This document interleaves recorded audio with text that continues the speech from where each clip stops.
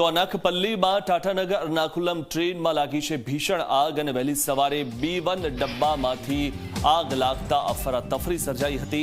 તો ટ્રેનના પાયલટે તાત્કાલિક ટ્રેન રોકી દેતા મોટી દુર્ઘટના ટળી હતી. આગની ઘટનામાં 2 ડબ્બા સંપૂર્ણપણે બળીને ખાખ થઈ ગયા છે. આગની ઘટનામાં એક વ્યક્તિનું કરુણ મોત થયું છે.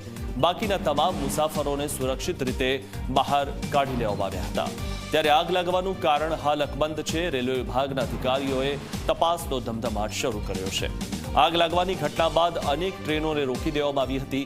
વિશાખાપટ્ટનમથી વિજયવાડા તરફ જતી ટ્રેન મોડી પડી. સાવચેતીના ભાગરૂપે ટ્રેનોને રોકી દેવામાં આવી છે.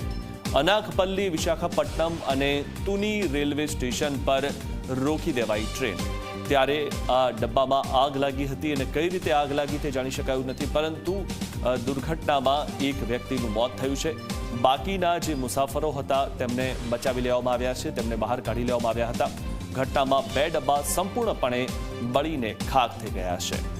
તો ટ્રેનના ડ્રાઈવરની સૂચકતાથી, સમય સૂચકતાથી ટ્રેનને તાત્કાલિક રોકી દેવામાં આવી હતી, જેના કારણે જે આગ છે તે વધુ પ્રસરી નહોતી અને 2 ડબ્બા સુધી જ સીમિત રહી હતી. ત્યારે આ જે આગ લાગી હતી તે કયા કારણસર લાગી છે તે હવે તપાસનો વિષય છે.